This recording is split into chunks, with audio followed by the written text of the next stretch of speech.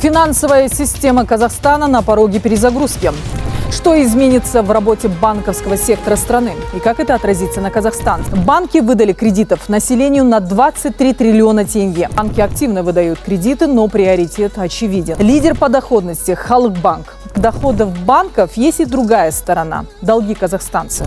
И есть ли выход у тех, кто оказался в долговой ловушке? Об этом поговорим с заместителем председателя Агентства по регулированию и развитию финансового рынка Олжасом Кизатовым. Новый закон о банках даст возможность открытию новых банков, повысит конкурентоспособность и в целом приведет к снижению стоимости банковских услуг для физических лиц и для юридических лиц.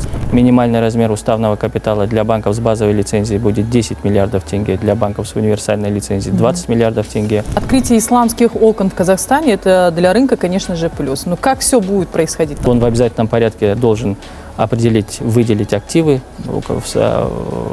на основании которых будет осуществляться исламский банкинг. Параллельно он должен создать шариатский совет. Как можно помочь человеку, например, у которого возникли проблемы с оплатой того же самого кредита?